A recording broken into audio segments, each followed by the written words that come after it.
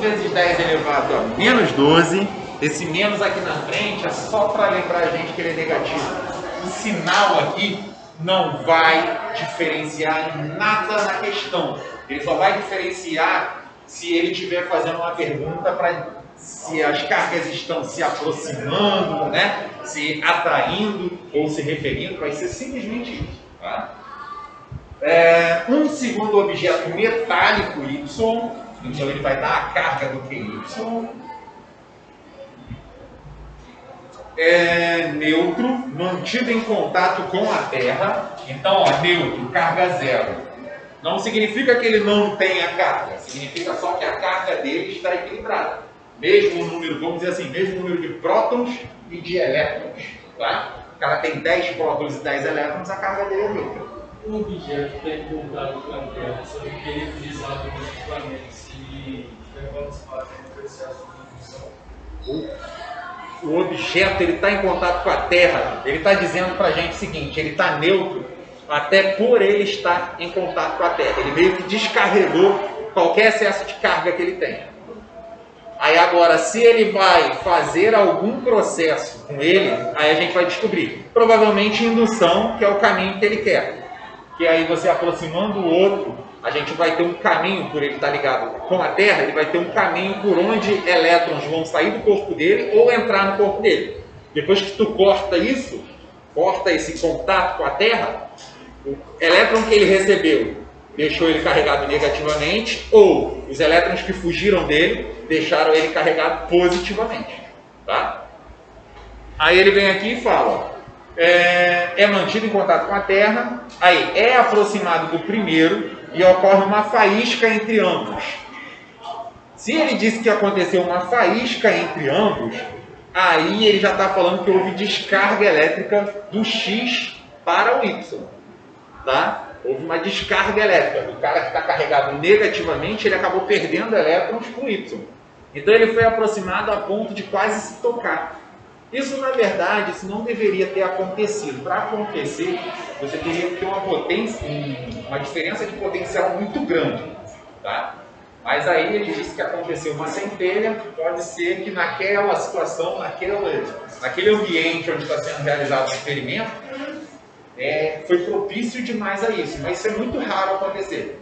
Para você ter uma descarga elétrica, você tem que ter algo bem, vamos dizer assim, não é bem carregado, você tem que ter uma diferença de potencial muito grande. A diferença de potencial para cada milímetro dessa faísca tem que ser da ordem de 1000 volts. Isso é bom porque senão, assim, você passando próximo demais à tomada na sua casa, já sairia uma faísca na sua direção, já te daria um choque. Tá? Então, assim, você tem 1000 volts para ele superar uma barreira de 1 milímetro no ar. Tá? Então, aí ele vai e fala, se aconteceu isso, então houve uma descarga para ele. Aí ele fala, ocorreu uma faísca entre ambos sem que eles se toquem. A duração da faísca é de 0,5 segundos e a sua intensidade é de 10 elevado a menos 11 amperes.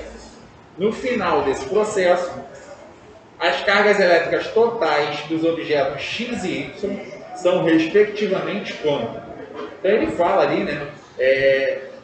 Corrente elétrica, ele já antecipou coisa pra caramba nessa questão. Você escolheu uma questão também que ele enfiou nesse capítulo e realmente, assim, esse conteúdo a gente só vê um pouquinho mais pra frente.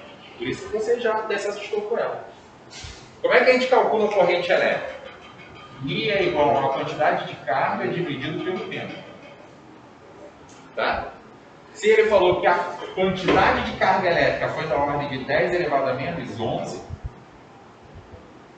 só isso mesmo, né? 10 elevado a menos 11 ampere, a quantidade de carga elétrica que saiu durante 0,5 segundos foi uma quantidade de carga aproximadamente partindo tudo. Tá? Vamos ver a multiplicação. Como é que ficaria? Ó? Q vezes 1.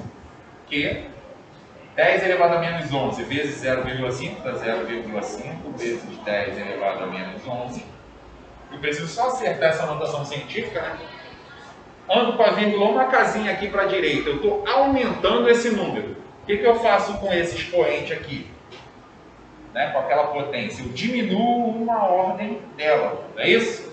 10 elevado a menos 11 cai para 10 elevado a menos... Eita, aqui vocês estão sabendo bem. 10 elevado a menos 12. 10 elevado a menos 12 é uma vez menor do que o 10 elevado a menos 11, né? Uma casinha menor. Então aqui ele já falou a carga que foi transferida de uma esfera para outra.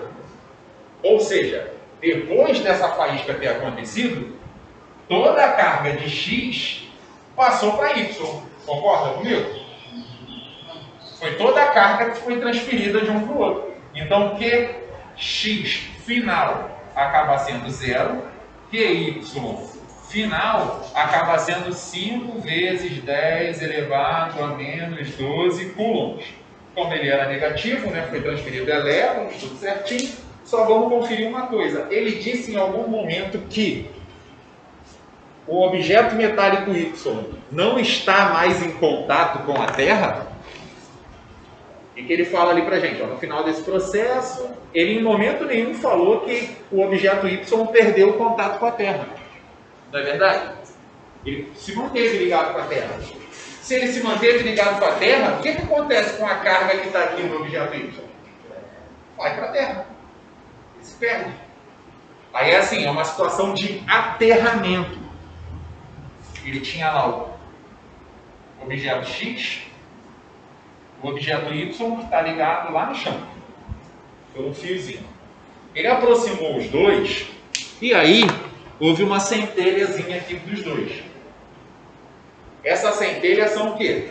Toda a carga do X acabou passando para o Y. A gente acabou de calcular aqui que foi toda a carga que passou aqui. Ó. Essa aqui era a carga QX passando para o Y, passando para QY. Quando isso acontece, depois dessa carga, esse X fica zerado, esse Y ficaria com essa carga, mas o fio não está ligando ele à Terra, então a Terra rouba toda a carga elétrica dele. Final da história, carga elétrica do X é 0, carga elétrica do Y vai ser também 0.